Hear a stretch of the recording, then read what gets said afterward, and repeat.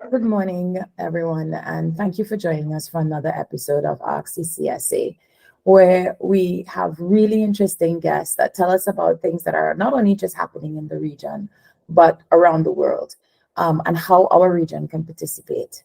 Today, I am really, really pleased to have with me a very special guest, Paula Pena, and I'm going to let Paula introduce herself.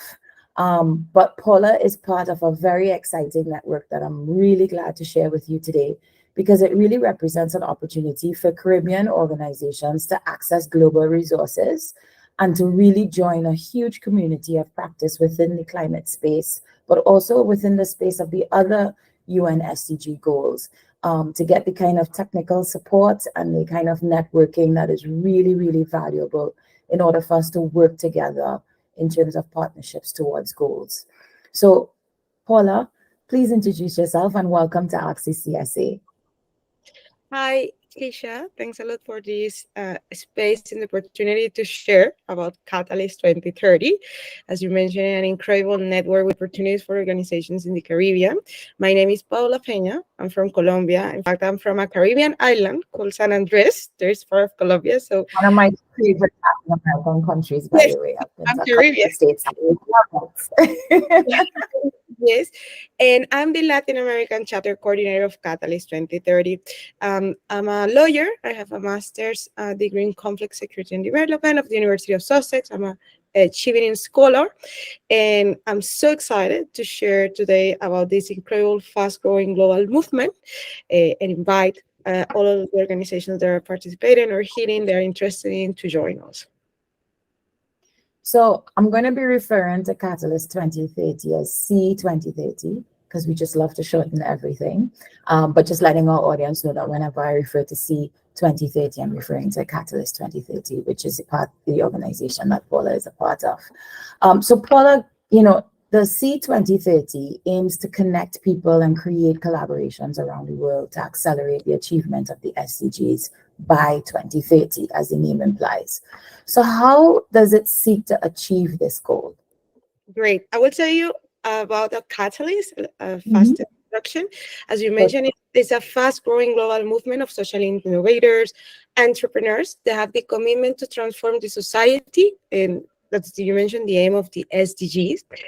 We understand that it's important to join forces with all the members that are involved in the ecosystems and involved in to achieve this goal. So basically, we join forces with communities, government, business funders, and others. And our members are changing system at all levels throughout collective action and bold new strategies.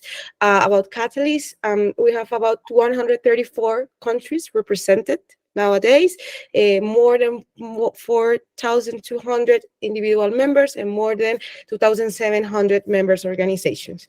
As I would like to highlight Catalyst works with social entrepreneurs, social innovators, and key stakeholders in the sector to collaborate around solutions with a system change approach.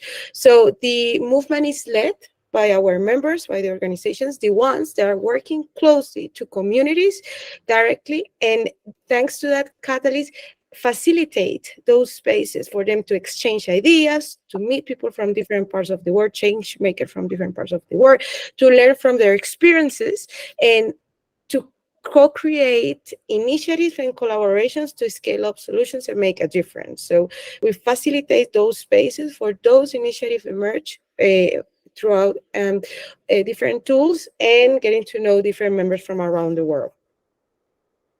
So this is a really big undertaking. You're talking about large groups of people around the world. It's not just the Latin American network, right? So it seems like it's already made up of, as you said, more than 100 groups, right? Working together towards the critical areas of human development under the UN SDGs.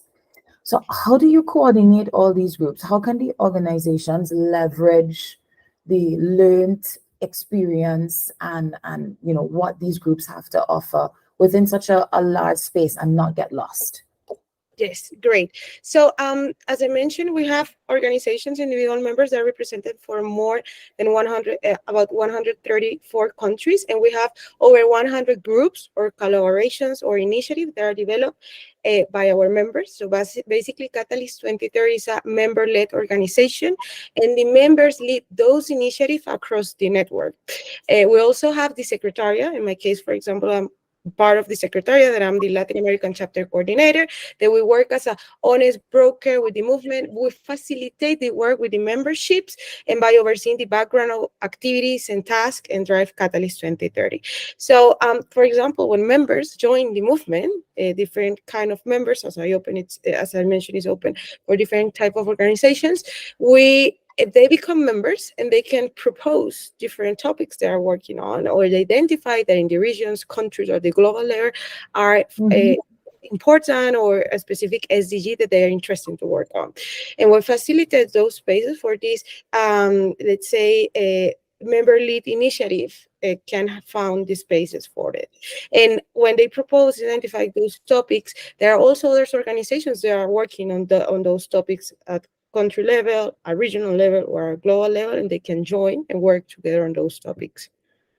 Okay, got you. So once you're connected to the organization, you then have the opportunity to reach out to other chapters around the world based on the thematic area that is your area of focus. Yes. So basically, this is a structure. We have chapters that they work at regional levels or country levels. For example, in the case of Latin America, we have a regional chapter. There's the Latin American chapter, but we also have some country chapters. For example, Colombia, Venezuela, Paraguay, those are country chapters. When members join the movement, they can participate in chapters, and they also can lead or propose initiatives or collaborations in specific topics. In the case of Latin America, for example, we have 11 collaborations. There are the topics such as migration, health, education, and those collaborations every member can join those collaborations in the region. But also, if they identify another topic they would like to propose or they would like to promote inside the regional or global level, it's possible to do that. So it depends. You are open to join the chapters, and you also can join one of the collaborations or propose a new collaboration or initiative. Okay, excellent. So well-oiled machine. So I know you have a couple of initiatives, and I want to kind of go through those. So what opportunities does the access to the Catalyst market represent? So maybe first, what is the Catalyst market, and what opportunities does that represent? Great. So the Catalyst market is a great initiative. It's basically a platform when it gives the opportunity for social entrepreneurs to commercialize their products, and consumers can be assured that when they buy this product, it has a purpose. So these products that are on the Catalyst market are handmade, are homegrown, and are created in accordance with the highest standards, ethical standards, and sustainable production. Basically, I will describe the Catalyst market as a place where you can believe that what you are buying, knowing every purchase accelerating the transition or to a regenerative or sustainable world. So it's an opportunity for social entrepreneurs to commercialize their products, and us, as let's say, as a consumers, we can make sure that we're in some way it has a purpose. I'm already thinking of organizations that I think would really benefit from that kind of market, because I guess what it also does is create an opportunity for organizations to also start exporting, because they could build relationships, right? So start exporting outside of your region, because if you're part of the market, then new opportunities might come up, new markets for your products might open up once you meet the criteria for the marketplace. There's a great organization out of Trinidad and Tobago called Planting Seeds, and they do something similar on an online platform. So I'm going to make sure that after this session that I connect you guys, because I think this would definitely be 100% up their alley. But I think when we talk more about Catalyst on our platforms too, we make sure that we highlight these opportunities so that you understand that it's not just technical assistance, but it's also marketplace, this marketplace situation, which I think is really helpful for the region. So another initiative that you have is the Catalyzing Change Week, right? How can organizations participate that and or benefit from that initiative. Yes, this is an incredible initiative. I really like the Catalyzing Change Week. It's the world's largest event led by social innovators, entrepreneurs to share knowledge, exchange idea, and accelerate collaborative systems change. So basically, Catalyzing Change Week is it's developed in the first week of May normally every year, and it brings together thousands of system catalysts, including social entrepreneurs, governments, representatives from the private sector, funders, and the ones who are working to address the world's most pressing challenges. So we have an annual event that has more than 200 interactive sessions of those different topics and activities designed to stimulate learning about how to create opportunity for participants to engage and collaborate with another one. During these sessions, for example, in the case of Latin America, we have 13 sessions while the Catalyzing Change Week. In those sessions, different members were proposing topics that they would like to share, to talk, for example, topics such as migration, personal well-being, education, and those topics. Every region, there are sessions happening at global level, a regional level, in different languages. So it's open for Wow. people in different languages. So I think, for example, in the case of Latin America, we have those 13 sessions about different topics, and main members just can say we would like to have, they fill a form, would like to have a session, a space, and we open that for our members to participate. I love the fact that it's in different languages. You know, at CCSA, we have 28 member countries. We cover the Dutch, the English, the French, and the Spanish-speaking Caribbean within our 28 member country group. And so knowing that this is accessible, not just our English-speaking members or our Spanish-speaking members, but multiple languages can be covered, I think is really advantageous as well. A lot of the time, sometimes a barrier to us learning from each other is the language barrier. So having a space where that is removed and still facilitates learning, I think that that's a fantastic opportunity. Yes. In the Caribbean, multiple languages are speaking. Some of the sessions can have translation, so people who speak Spanish can hear the session in Spanish if it's organized in English, or if it's in Spanish organized in. So I think this facilitates also exchanging ideas and learning from other organizations in the region. Yeah. I remember going to a workshop in Peru that the UN had hosted, and it had, of course, translation and stuff. And I think it always blows my mind every time I go to a multinational workshop where there are different languages and you get an opportunity to have languages translated to you, that you realize that there's so much in common between Latin America and the Caribbean, but also between the Caribbean and African states, between the Caribbean and the Pacific.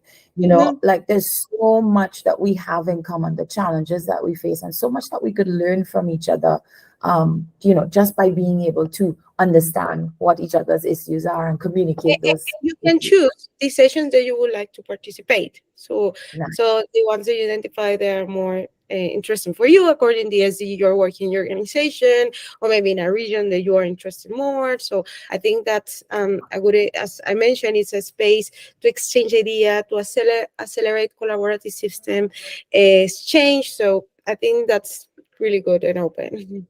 Yeah, you could curate your experience. I love it. It's really, really good. I am going to ask a question here that I know a lot of people are going to ask. Is there opportunities for funding to go to the event, or is it fully self-funded? It's remote. It's online. The event. So it's okay. So you just need to fill a form on a link. You choose the session that you would like to participate, and you join virtually. So that's how it works. And this is no an inconvenience, let's say, regarding the funding. You just join from where you are online. Perfectly accessible. All right. So there's no excuses. I love it. Okay. In fact, great. I would like to highlight the organizations that would like to join Catalyst. It's free. So you don't have to pay anything to join Catalyst and our movement. So I think that's something important, that you start to be part of this network, and, for example, have opportunities to participate in those events, and it's free. We can talk in the end a little bit how to become a Catalyst member, but that's Yeah. something. Remind me, I know you mentioned around May, right? So the event is around May each year, around The that event, time. the event is each year, so annually, and we have this about more than 200 interactive session. It's about normally takes in the first week of May normally, Mm-hmm. so you can join it, and it's every once a year. All right. And once you guys start advertising that, please send it to us too as well. We would really like to help you promote that too and see how many people from the region we can get involved. All right. So another initiative that you have is called the Catalyst Business Commitment, right? How does that one work? And what's the purpose of it? Great. The Catalyst Business Commitment is a prestigious recognition of private business that partner with mission-locked social entrepreneurs. So business which meet the criteria will be issued a Catalyst Business Commitment badge, which they will eligible to use on their product, service, communication. So the main purpose of this initiative is precisely to recognize that private businesses that are working with social enterprise can help business transition to inclusive and regenerative practice. We understand that the ones who are working with communities develop more ethical and resilient value change, engage new talents, and build public credibility.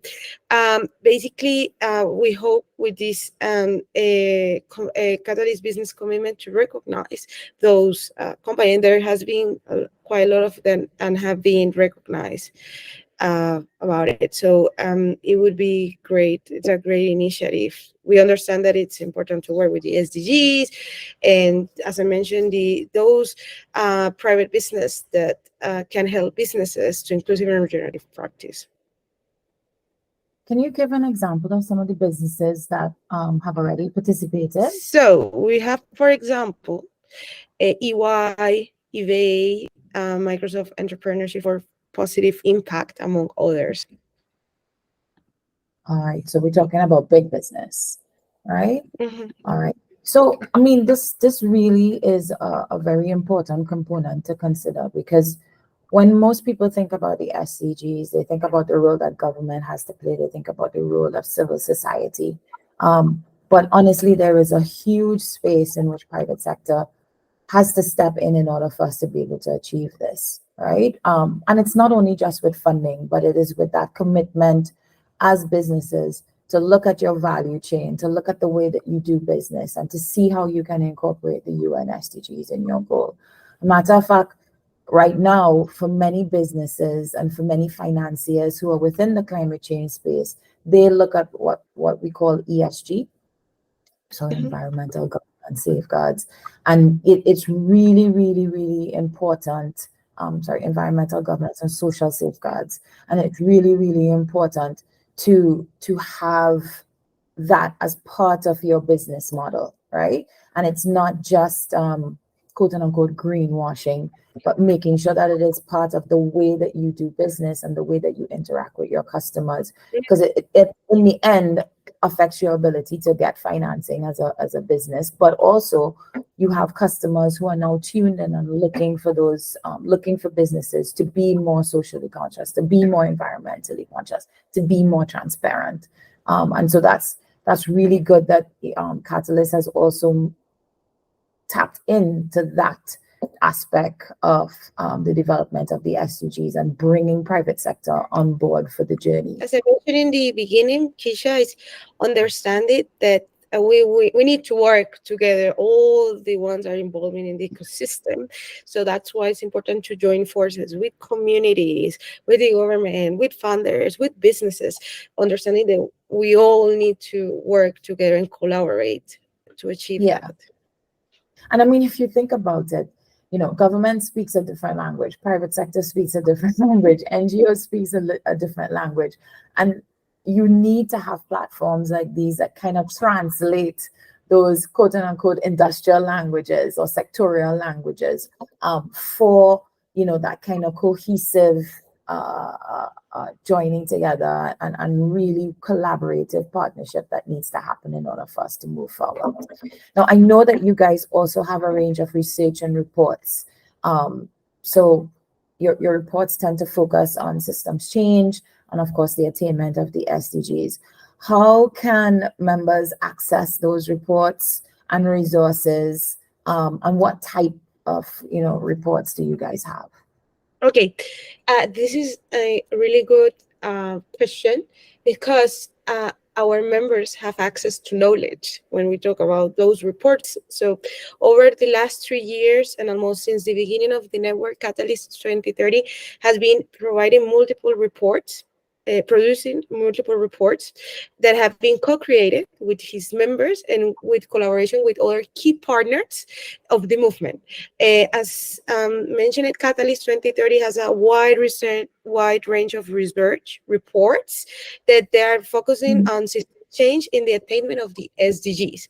So our reports can include system change, best practice, and explores the roles of social entrepreneurs, or, for example, let's say examples of how they have achieved do that. Also, governments, funders, and how they are doing, for example of that for achieving those. Also, I think those reports, it's important to mention, they are available on the website of Catalyst 2030.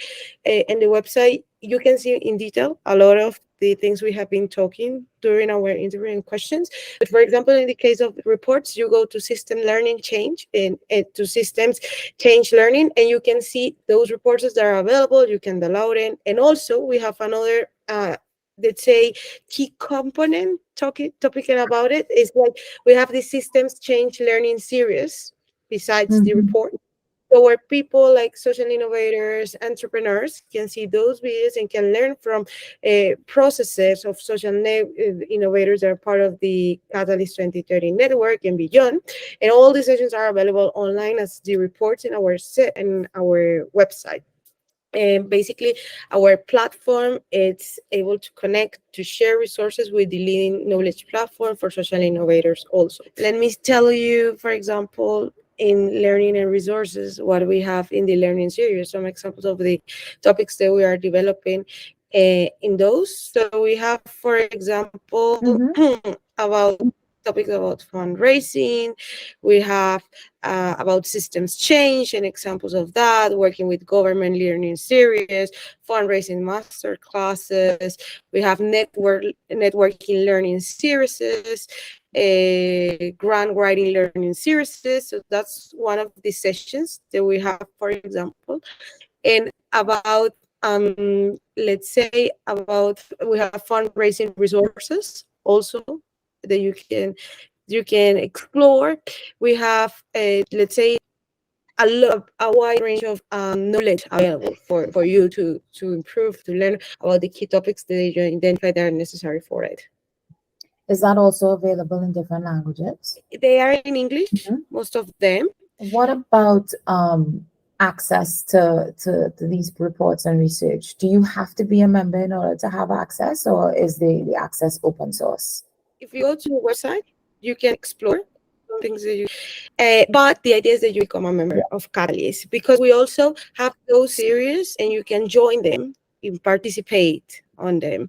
So I think the idea will be that you join the movement and you will have a lot of access to more than that.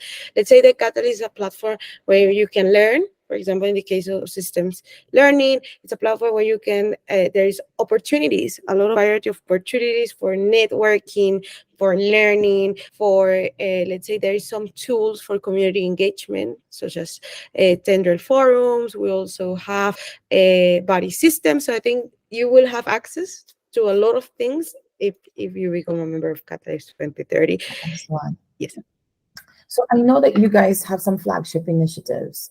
And those flagship initiatives are different from the three things that we just talked about. So we went through the Catalyst Market, we went through the Catalyzing Change Week, we looked at the Catalyst Business Commitment, and then, of course, the range of research reports and online resources that are available, particularly within the space of system change, and those resources that are needed in order for organizations to move their missions forward. So grant writing, being able to network, how to fundraise, all critical to the success of many, particularly NGOs.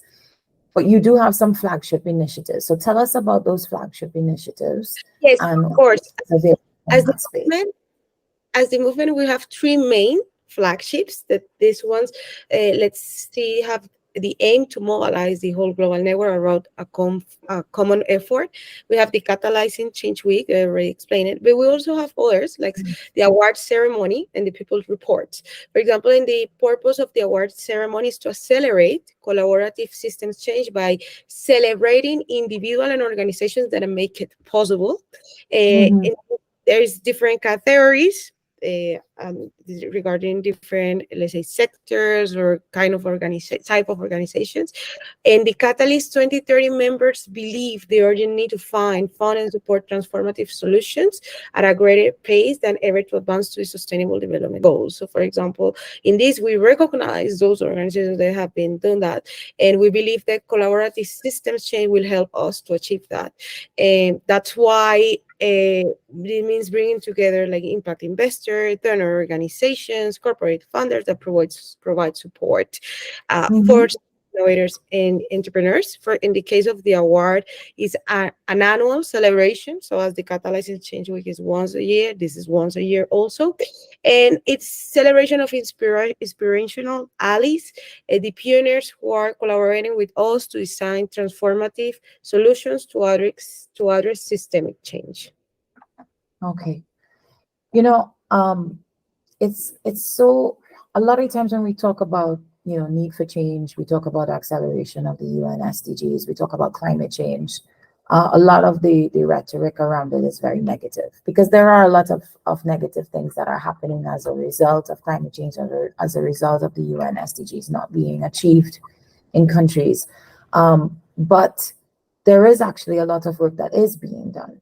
And one of the things we try to do at CCSA is to have a positive narrative about, climate opportunity, UN SDG opportunities, right? Because even within the space of all of these challenges, we also see it as a space for opportunity for us to come up with our own solutions, opportunity for us to solve our problems. And honestly, even at a business level, opportunity for businesses to do good and do well, right? And so it's really important to celebrate. I mean, even at an organizational level, we start every single team meeting with good news. And I remember when I first joined the CCSA, and our CEO Raquel Moses said, "Okay, so um, let's start with good news." And she gave me the definition of good news. I said, "Well, I don't have any good news this week because we haven't completed anything as yet." And she was like, "No, man." And she went and she gave an example. And it's really about celebrating the incremental steps, the micro steps, the micro movements towards achieving a really large goal. If we just wait until the end to celebrate achievements, when you're talking about the kind of systemic change that needs to happen within the UN SDG space, within the climate change space, will never be celebrated, right? So Yeah. we really need to celebrate those incremental changes. And so I love the idea that there's this award ceremony that you guys have created to Yes, celebrate organizations are doing. I think Kiesha is something really important. People around the world in different parts, in little towns and Mhm, big cities, are working a lot to achieve the mhm, SDGs. And people don't know that, one. And two, I think we can learn so much from the experiences of others. They're inspired people. They are working with their communities at all levels in different topics across the 70 SDGs. So celebrating that people are working on that, celebrating that they are help the society to become a better place, country, cities, or at any level. It's so important, and I think this is an opportunity for people to postulate, to participate, to see, mhm. to learn and to see from other organizations around the world what they are doing, and maybe from that learn about them or share their knowledge. So I think we need to connect more and to see, because those Yeah. initiatives are amazing, and to see that it's not only working one sector, it's not only the NGOs, it's also the private sector, governments, and and we at the end we have the same aim and purpose. So I think we share a lot of things there. We share a lot of things with any of those. It connects us. It doesn't matter Yeah, where they are from or where they are working on. So I think yeah, that's an incredible experience for that. yeah. And I think as emerging economies across the world, Latin America, the Caribbean, the Africas, um, we are the architects of our own survival, right? Mm, And I think opportunities like this help us to see that. We don't have to wait for somebody to come and save us. Yes, we do need support from the more developed countries. Um, they have contributed most to climate change, etc. But also, we are not powerless, mm, and so as I said, I love the idea of celebrating. All right, so we have learned some amazing things about Catalyst 2030 today. Um, how do we join? How do we get involved? a great question. So, on the Catalyst website, I will share that with you so you can share with all your members. There is a form that is available in 6 languages, for example, English, Spanish, French. It's available, so Mhm, you fill the form. As I mentioned it's for free, so you can join. You don't have to pay any fee. This form takes about 10 to 15 minutes or maximum 20 minutes to fill. There is some questions, basic question about you and your contact details, and then some questions about how you're working on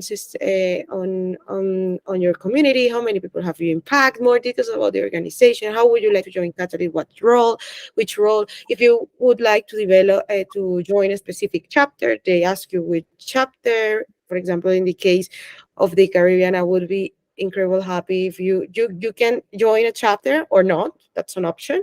But it mhm, will be cool if the organizations from the Caribbean would like to join the Latin American chapter. This you can join Catalyst, and this is something important, as individual members or as an organization. So, for example, you have your own NGO and you want your NGO to be part of Catalyst 2030. You choose as an organization, you fill the form. But if, for example, you are working in a company and this company is not going to join, but you want to join Catalyst, you can join as individual members. So both options are available. mhm. If once you fill the form, I will share with you my contact details, my email, my WhatsApp. You can tell me who has been, so I can let know the membership team, because there is a membership team in charge of it. Which organizations they say recommended by me, because it was a session that we share what is Catalyst, and obviously they are part of Caribbean Climate Smart Accelerator. So you can there is one part in the form that we can share by email the details. They ask you if you are recommended by, or if you are part of one of those organizations. So if they ask you in the part in they ask if you're recommended by someone, you can write my name, Paula Pena. So, or Paula Pena, and that would be easily. I would be so happy and excited to invite people from the Caribbean. I'm Caribbean, and I know we have so many things in common. I think this is a great opportunity for organizations in the region to join, to learn, to share experiences, as for example, the ones that we mentioned before. We have other more things that we can explore and see what we can do. Some chapters in countries, we have nowadays the Latin American chapters, but this it will be incredible opportunity for the Caribbean to join. I know some countries speak English or speak Spanish in different islands, but the opportunity is open for everyone to join the movement. It's a global movement, and I think it will be incredible to increase the participation of the Caribbean in all of those spaces. Yeah. So if the Caribbean countries are going to join, we're going to have to call it Latin America and the Caribbean. Of course, so think about it as chapter, or think about Caribbean chapter. Like Yeah. this is there will be incredible idea, and that's what I wanted to share. What's Catalyst, and to let people in the Caribbean, please join us. We have an incredible opportunity, and I'm so excited, to be honest. As I mentioned, I'm Caribbean. This has been such a pleasure. From the first time we had a conversation about it, I really felt your enthusiasm and your excitement about it. I love the fact that you have made it easy for organizations to join, easy to participate. making it accessible as possible by having the virtual sessions in March, having open source data research so persons can go have a look, say, okay, this is something I want to know more about. Is this something that I want to join? And I love the fact that it caters to so many people from so many different backgrounds in terms of language. So really kind of unifying the region across language barriers as well. So just before we close, is there anything else that you want to share with us? I would like to highlight, once you fill the form, just let me know. You or the organization can contact me directly. There is this team of membership engagement will study application, and once they study application and all the internal process of approval, there is an induction ceremony. The organizations participate have to go. I'm probably going to be there, and after the induction ceremony, you're officially a member of Catalyst 2030. So I think, as I mentioned, it will be an incredible opportunity. Please don't hesitate to join us, and I hope to meet all of you soon. All right, excellent. So thank you so much for joining us, Paula, and we hope to see you. And when I say you, I'm talking about the organizations who will be viewing and individuals who would be viewing this session. We hope to see you applying, and we hope to see you at the induction ceremony, and to become a Catalyst member and to really benefit. But not only that, to contribute what you've been doing, this vast network, and really being able to share, collaborate, communicate, and move forward with the UN SDG goals. So thank you very much, Paula, once again. And to our audience, go and apply right now. We will put the link. We will put the link to the application form in the comment section on YouTube so that you're able to just click and go to it. All right. So thank you very much. So much, Kiesha, for the experience. Thanks a lot, Caribbean Climate Smart Accelerator, for the amazing work that you do in this incredible region. Thank you.